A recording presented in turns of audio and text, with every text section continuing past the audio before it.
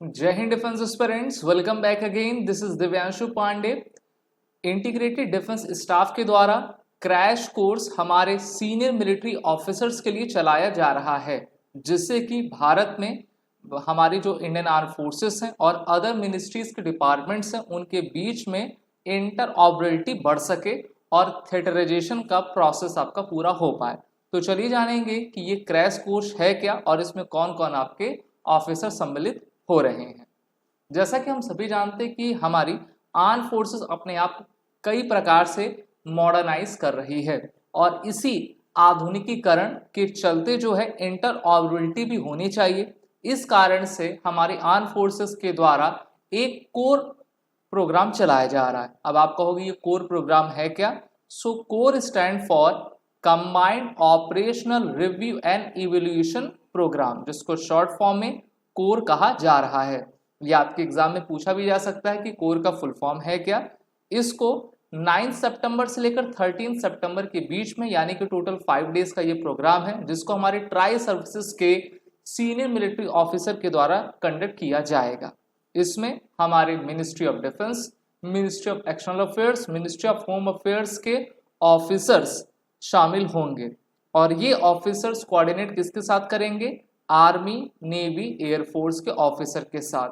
और जो हमारे आर्म फोर्सेस के ऑफिसर हैं वो मेजर जनरल और उनके इक्विवेलेंट रैंकिंग के आपके इक्विवेलेंट रहेंगे। तो देखिए, जब भी हम मिलिट्री प्लानिंग करते हैं तो उसमें हमको सभी का सहयोग चाहिए रहता है। फॉर एग्जाम्पल, अगर हम मान लीजिए ऑपरेशन गंगा ले लें, ऑपरेशन अजय ले लें, जिसको हमने यूक्रेन और इजराइल में चलाया हुआ था, तो उस किसी एक ऑपरेशन को करने के लिए डिफरेंट मिनिस्ट्रीज का सहयोग चाहिए। उसमें मिनिस्ट्री ऑफ फाइनेंस का भी चाहिए, क्योंकि पैसा मिनिस्ट्री ऑफ फाइनेंस के द्वारा दिया जाता है। तो इसलिए एक इंटीग्रेटेड अप्रोच हो, ऐसा ना हो कि आर्म फोर्सेस के लोग अलग डिसीजन ले रहे हैं और यहाँ पर जो अदर मिनिस्ट्रीज के डिपार्टमेंट्स हैं उनके द्वारा अलग निर्णय लिया जा रहा है। निर्णय में आपकी एक रूपता होनी चाहिए।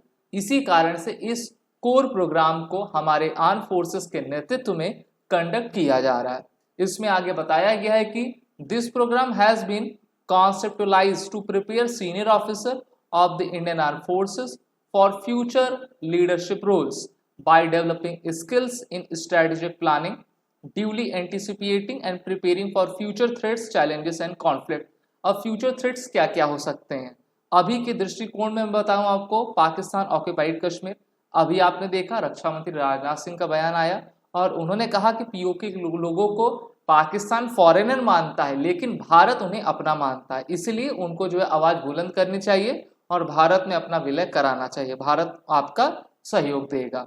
दूसरा, पीओके में ही आपका सीपेक जाता है, तो अगर पीओके के लोग भारत के साथ पूरे तरीके से हो जाएंगे तो पीओके के लोग आपका सीपेक को रोक देंगे, जिससे कि चाइना को काफी नुकसान होगा। तीसरा, अभी बांग्लादेश की सिचुएशन आपकी गरमाई हुई है, वहां पर अस्थिरता का जो माहौल है, तो वहां पर हमको एक प्रकार का कोऑर्डिनेट एक्शन लेना पड़ेगा, डिसीजन में हमको एक लेना पड़ेगा।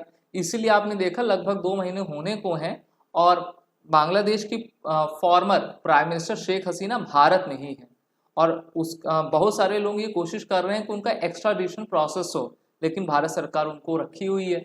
ये क्यों है? क्योंकि भारत में बहुमत की सरकार है और भारत में जो है एक इंटीग्रेटेड एक्शन के तहत जो है सरकार कार्य करती है। जो ऑफिसर्स अपना सुझाव सरकार को देते हैं उसी पर सरकार आपका फैसला किया करती है। And this programme aims to foster jointness, integration and enhance cooperation and coordination among different services. Kargil war में जो करगिल वॉर रिव्यू कमेटी बैठी थी, उन्होंने कहा था कि इंटीग्रेटेड अप्रोच की आपकी कमी दिखी थी, इस कारण से जो हमको काफी नुकसान उठाना पड़ा था।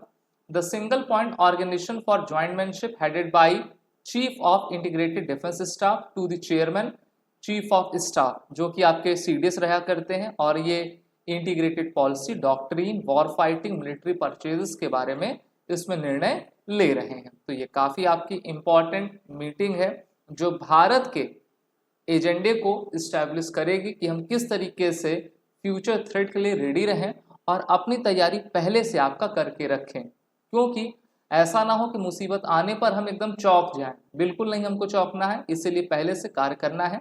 The military is ready with the blueprint of the theatrisation model and will present it to the government for final approval soon. अब इसमें थिएटराइजेशन के लिए टोटल 3 आपके बेसिस चुने गए हैं। पहला, उत्तर प्रदेश की राजधानी लखनऊ, ये जो आपका इंटीग्रेटेड हेडक्वार्टर रहेगा वो पूरे चीन को देखेगा।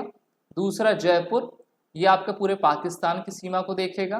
तीसरा, तिरुवनंतपुरम, ये बे ऑफ बंगाल और इंडियन ओशन को देखेगा। तो इस प्रकार से हमारा 3 थिएटराइजेशन को अब चुन लिया गया है और इस पर फाइनल अप्रूवल जल्द ही भारत सरकार के द्वारा दिया जाएगा। वीडियो अच्छी लगी तो इसको लाइक शेयर जरूर करें। These are the courses running with SSB crack exam, bundle test series सभी कोर्सेज के अवेलेबल हैं, वो रिटन कोड का यूज करें। जय हिंद। अगर आप एक डिफेंस एस्पिरेंट हैं और SSB interview, NDA, CDS, AFCAT जैसे एग्जाम्स के लिए प्रिपेयर कर रहे हैं तो आप एसएसबी क्रैक एग्जाम्स के कोर्स को चेक करना ना भूलें। आप हमारी लर्निंग एप्लीकेशन को गूगल प्ले स्टोर से भी डाउनलोड कर सकते हैं।